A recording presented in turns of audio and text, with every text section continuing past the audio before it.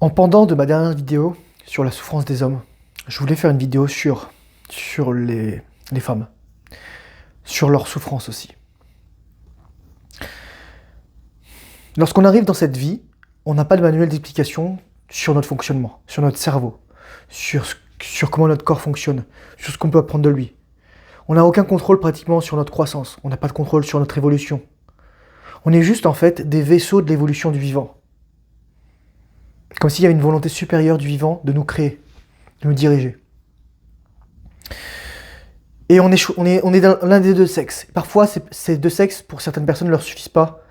Donc elles vont vouloir se mettre ailleurs, choisir un non-binaire, choisir un genre qu'elles vont créer. Quelque chose qui maintenant est monnaie courante, mais qui pendant des millénaires, des millions d'années n'a jamais existé. Je suis pas là pour parler de ces théories, etc. Je suis là juste pour parler du moment où, en fait, où j'ai compris la plus grande peur des femmes. J'ai compris leur souffrance, en fait. Ça devait être en novembre-octobre 2022. J'avais rencontré une femme. Et elle s'appelait Camille. Elle était assez mignonne, tout ça. Elle avait 29 ans. Et moi, j'étais à un moment de ma vie où j'avais énormément de confiance en moi. Où j'avais acquis énormément d'expérience, que ce soit au niveau des femmes, du sexe, etc. Et j'étais impressionné par comment je me comportais avec elle. En fait, j'étais juste à l'aise, j'étais content d'être moi, et elle, ça lui plaisait en fait. Parce que justement, et je le dis toujours, lorsqu'on est soi-même, lorsqu'on est masculin, lorsqu'on est ancré, lorsqu'on est bien, les femmes vont répondre à ça en fait. Les femmes, c'est pas en étant heureuse d'une femme qu'un homme va rendre un homme heureux. Alors, je recommence. C'est pas lorsqu'un homme va rendre sa femme heureuse que lui va être heureux, c'est lorsque lui est bien, est déjà heureux, que la femme va être heureuse. Parce que la femme est une caisse de résonance de son énergie, un réceptacle énergétique. Et lui renvoie l'image de où il en est en fait. C'est pour ça qu'une femme qui nous rejette nous donne une image de nous en fait. Une femme qui nous accueille nous donne aussi notre image de nous. Et donc cette fille, à un moment, on passe une bonne soirée. En plus, il y a d'autres femmes dans le bar qui me touchent, enfin vraiment qui me regardent. Enfin, c'était vraiment très... j'avais une aura extraordinaire, quoi. Voilà. Il y a un mec qui me complimente sur ma barbe, sur ma moustache. C'était surréaliste. Et ensuite, je rentre, je vais chercher une station Bixi. Bixi, c'est l'équivalent du Vélib à Montréal. Et elle me dit, est-ce que tu veux me raccompagner? Et tu sais, moi, je me dis, ouais. Enfin, j'avais envie de lui dire pourquoi, mais je sentais que c'était pas le bon terme, en fait. Et je la raccompagne. Elle me dit, c'est pas que je veux pas qu'on couche ensemble ou tout ça, c'est juste que je te fais pas encore confiance. Et à ce moment-là, ça m'a frappé, en fait. Donc, je l'ai raccompagnée chez elle. Et c'est vrai, ensuite, on a couché ensemble. Donc, je l'ai raccompagnée chez elle, et elle m'a expliqué, mais tu sais, Thomas, pour une femme, les rues, elles sont pas sûres. Une femme seule, quel que soit le quartier, etc. Et j'avais jamais réalisé ça, en fait. J'avais jamais percuté, en fait. J'avais même percuté la planète, quoi. Je me disais, tu vois, moi je suis un homme, je vis ma vie, et donc on projette sur les autres, on projette. Moi je me suis fait agresser une fois parce que c'était le 31 octobre 2018, histoire vraie les gars, j'étais déguisé en tigrou, je rentrais sur un Bixi d'une soirée Halloween, et il y a un mec qui s'appelle Youssef, il me volait mon Bixi, et il me vole mon arc de Dollarama Sailor Moon, et ensuite il me demande où est-ce qu'elles sont les flèches, et moi je lui dis, on me les a déjà volées, genre Dead Eye comme ça. Et le mec il me rend l'arc, et me laisse partir. C'était surréaliste. Bon voilà, c'était l'histoire de mon agression, mais quand on est une femme, c'est différent, on ne sait pas à qui on a affaire. Et c'est vrai, on doit créer la confiance. Et c'est pour ça qu'en fait, la promiscuité et la culture du hook-up, c'est terrible, parce qu'en fait, il n'y a plus de confiance qui est créée. La femme perd la confiance en elle-même, elle perd la confiance à s'attacher, perd la possibilité de s'attacher, elle perd confiance en l'homme, en fait. Et moi, je le faisais, je veux dire, il y a une époque, j'étais soumis à ça, avant que je pratique la rétention séminale, j'étais vraiment... pas bien quoi, et même après encore j'avais encore des relents, etc. Et je me suis rendu compte et j'ai compris que ça c'était vraiment dommageable. Mais en fait, David Deida en parle très bien dans The Way of the Superior Man, en français traduit par La Voix du surhomme, très mal traduit par La Voix de l'homme révélé, où il dit justement que la femme a un vide fondamental. La femme a un vide qu'elle doit combler, qu'elle veut combler. Et comment elle va le combler si elle n'arrive pas à le combler de manière saine et avec de l'affection de la part d'un homme ou d'une énergie masculine en fait, par exemple si elle est lesbienne ou tout ça, ou même, voilà, c'est plus une question d'énergie que de sexe. Elle dit elle va le combler par la nourriture, le chocolat. Il dit que c'est de l'amour liquide. En fait, c'est pas le chocolat qui est de l'amour liquide. Mangez du chocolat 100%, vous allez me dire que c'est de l'amour liquide. Hein. C'est le sucre qu'on veut. L'alcool, les rapports sans lendemain, les biscuits, les drogues, etc. Surtout les rapports sans lendemain parce que la femme doit être remplie littéralement. La femme a un vide. Et c'est pour ça que je le disais dans ma vidéo. C'est les femmes principalement qui ont des troubles de la personnalité limite ou des troubles de vide intérieur. Les femmes vont sentir vide. Alors que les hommes, ils vont avoir un trop plein, ils vont vouloir se vider. C'est vrai que les hommes veulent éjaculer. Et donc j'ai compris cette souffrance intérieure. Mais j'ai compris aussi un autre aspect, pardon, plus tard. Et là, je le vois encore, c'est un homme, il se rendra jamais compte de ce que c'est qu'être une femme. Et de la même manière qu'une femme ne se rendra jamais compte de ce que c'est que d'être un homme. Et c'est pour ça qu'on a besoin les uns des autres. Quand on se met en couple, dans une mesure hétérosexuelle, avec une femme, ou même avec une énergie polarisée opposée, parce que une femme a besoin d'un homme pour comprendre ce que c'est que d'être un homme, et un homme a besoin d'une femme pour comprendre ce que c'est que d'être une femme, pour comprendre l'autre sexe. Et une des choses qu'on ne comprendra jamais, nous, en tant qu'hommes, et que aussi les femmes ne comprendront jamais, c'est par exemple, on ne comprendra jamais ce que c'est d'avoir des règles, d'avoir des menstruations depuis qu'on a 10-11 ans. Sauf si on éjacule, et là on se rend compte de ce que c'est. Dire, moi, depuis que j'éjacule plus, ma vie a changé. Je suis en cheat code, en fait. C'est bon, j'ai brisé la matrice. C'est horrible, mais c'est vrai. Là, ça va faire 2 ans dans 34 jours. Ça fait 23 mois, quoi. C'est juste, ma vie est différente. Ma conception de la vie est différente. Et donc on ne saura jamais ce que c'est que de souffrir à répétition. Nous, on a le choix de souffrir. C'est ça, en fait. On a le choix de souffrir. On a le choix d'éjaculer ou pas. On a le choix d'agir ou pas, ou de rester dans les mauvaises habitudes. Les femmes, elles n'ont pas le choix. Elles n'ont pas le choix de souffrir. Jusqu'à leur ménopause. Elles n'ont pas le choix d'avoir tout le temps leurs règles.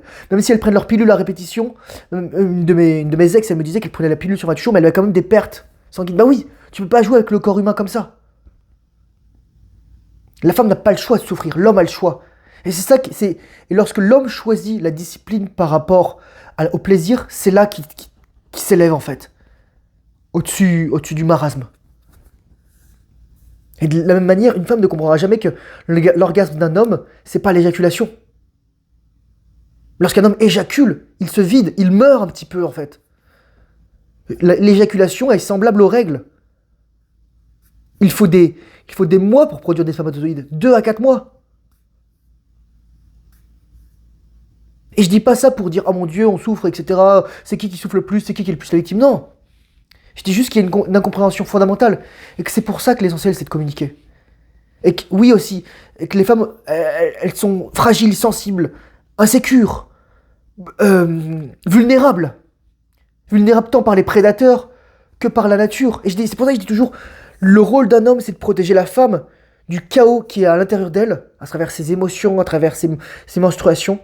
Et le chaos qui est à l'extérieur d'elle, à savoir le monde, le danger, les mauvaises personnes. Et si un homme faillit à sa mission, moi j'ai entendu l'histoire d'un homme en fait qui avait pas pu protéger sa fille d'un prédateur sexuel. Et il s'était suicidé après. Il s'était suicidé. C'est pour ça que je dis toujours que le rôle fondamental d'un homme, c'est protéger, pouvoir préparer. Et bien sûr, procréer s'il souhaite avoir une famille. Mais il peut procréer de manière indirecte en éduquant les autres personnes. En préparant l'avenir. Et donc oui, un homme ne pourra jamais savoir ce que c'est que d'être une femme. Comme une femme ne pourra jamais savoir ce que c'est d'être un homme. Mais on peut soit se déchirer, s'entre-déchirer, et dire « Ah mais non, c'est moi qui souffre le plus, etc. » Ou alors se dire « Ok, je te soutiens lorsque tu vas pas bien. » Et être le soutien l'un de l'autre.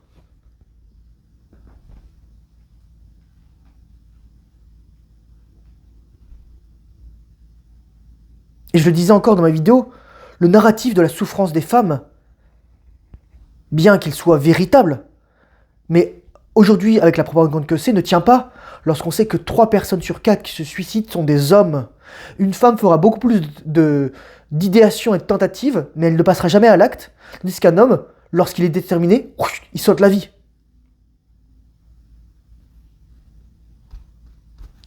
Car la raison principale pour laquelle un homme se suicide, c'est pas qu'il souffre en fait. C'est pas forcément ça. C'est qu'il ne trouve plus de sens à sa souffrance. Et ça, Nietzsche le dit en fait. Je crois que c'est dans Le Gai Savoir, ou Par-delà le bien et le mal. 3e dissertation sur la morale. paragraphe 28, tout à la fin, sur l'ascèse.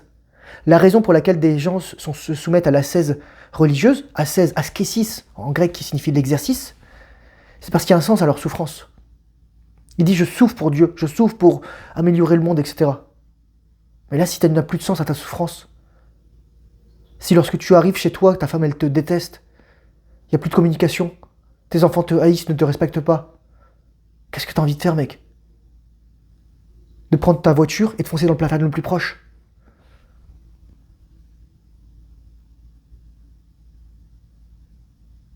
C'est pour ça que c'est important en fait de se connaître soi.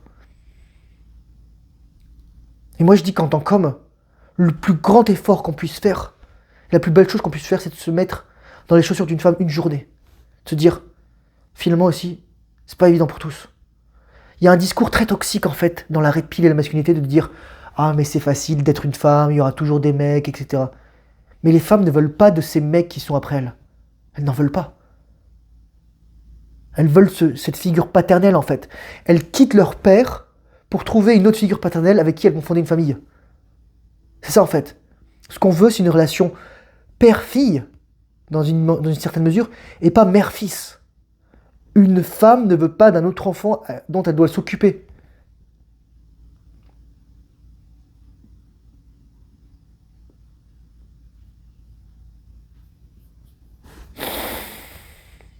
C'est quelque chose qui est encore très difficile à comprendre. Mais c'est sûr que on ne gagnera pas en s'opposant les uns les autres.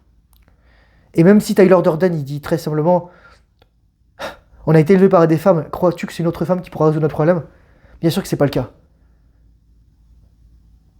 Mais on peut travailler ensemble, on peut collaborer pour sortir de tout ça.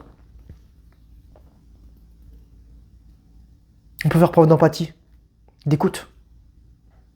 On peut mettre des limites.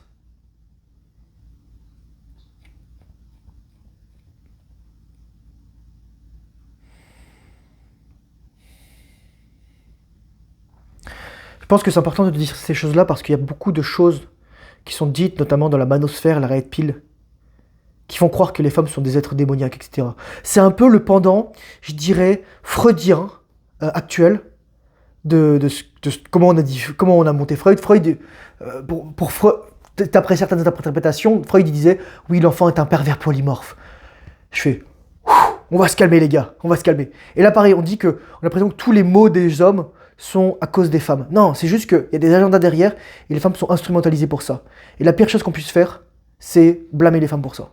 Oui, il y a de la responsabilité d'un côté ou de l'autre. Mais dire qu'une femme est responsable de tout ton malheur, non, voilà quoi. Ça ne marche pas. Je voudrais juste terminer cette chose pour dire que là, je vois que, en fait, la plus grande souffrance qu'ont les femmes aujourd'hui, c'est le patapon. C'est comme elles n'ont pas eu de figure paternelle. Au lieu dans leur quinzaine, vingtaine, se trouver un bon parti, fonder une famille, d'avoir tout le sexe qu'elles veulent, etc., d'avoir tous les voyages, d'avoir toutes les relations, elles vont devoir faire toutes les erreurs tout seules. Tandis qu'un homme, en fait, a la possibilité de faire ses erreurs, et même à 30-35 ans, de changer sa vie. Paulo Coelho, il a connu le succès à 43 ans, ou 45. Il a été refusé par des dizaines de maisons d'édition pour l'alchimiste, et finalement, il a réussi. Parce qu'on est des hommes, et nous, on a le temps qui joue avec nous. Le temps joue avec nous pour des hommes. Tandis que pour les femmes, le temps joue contre elles. Et donc une femme, elle n'a pas 20 ans pour faire toutes ces erreurs. Elle n'a pas 20 ans pour régler tous ces schémas. Elle n'a pas 20 ans pour ensuite fonder une famille. Son horloge biologique tourne. Et je dirais que c'est ça la plus grande souffrance des femmes. Et c'est pour ça qu'aujourd'hui, c'est essentiel d'être un homme fort pour préparer la prochaine génération de femmes qui n'aura pas besoin de souffrir 20 ans et d'arriver au bord de sa fenêtre de procréation, de foutre la pression, de trouver un homme désespéré, etc., pour fonder une famille et espérer être heureuse. Il faut faire toutes les erreurs, en fait, de guérir ses patterns, de guérir ses schémas, de guérir ses traumatismes, de guérir ses blessures, de guérir l'absence d'un père ou de figure paternelle. C'est ça la plus grande souffrance des femmes, selon moi. Cette incompréhension qu'elles ont à propos de leur propre nature, de leur propre biologie. De comprendre que l'absence de figure paternelle, elle le paye très cher. Elle le paye très cher. Nous le payons déjà cher, mais elle le paye encore plus. Car l'homme, le père, c'est lui qui est censé éduquer, protéger sa fille. La femme éduque la fille en tant que femme, et l'homme éduque la fille et la femme en tant que future mère, en tant que future épouse, éventuellement, en tant que polarité féminine équilibrée, si tant est qu'elle soit féminine, dans la prospective d'une union. Car la plus grande souffrance, c'est ça. C'est le fait que les femmes... Si une femme finit seule et qu'elle n'a personne autour d'elle, elle va être malheureuse. Les femmes sont des êtres éminemment sociaux. Pardon.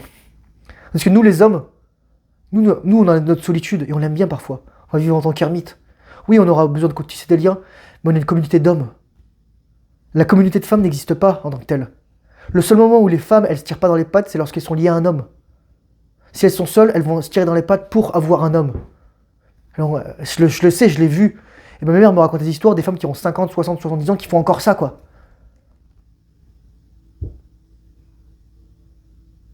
Et dès que t'as compris ça, en fait, ça te relativise beaucoup, ça. Ça veut pas dire que tu dois sauver toutes les femmes que tu verras. Ça veut juste dire que tu as compris, en fait, ce que veut intimement une femme. C'est ne pas finir seule. Il y a des exemples où, même si une femme n'a pas d'enfant, elle va pas finir seule parce qu'il y a une énorme famille autour d'elle. Mais ça, c'est l'exception maintenant, aujourd'hui. Il n'y a plus des villages. On est tous isolés. On vit tous dans des unités de béton, de verre et d'acier. J'espère que cette vidéo aura pu t'aider. Si tu as besoin de conseils ou etc. n'importe quoi, tu peux toujours m'envoyer un message ou me contacter. J'ai mis des liens dans la description, j'ai mis ma communauté, j'ai mis un livre de coaching pour bien commencer cette année, que je vais mettre bientôt à jour, que je dis toujours, il faut vraiment que je le mette à jour. Fais la paix avec les femmes. Fais la paix avec toi-même. Et tu vas voir, elles te le rendront. Courage, force, honneur. Bonne rétention séminale, discipline. Fais le travail difficile, surtout lorsque tu n'en as pas envie. Et je te dis à très bientôt dans une prochaine vidéo. Au revoir.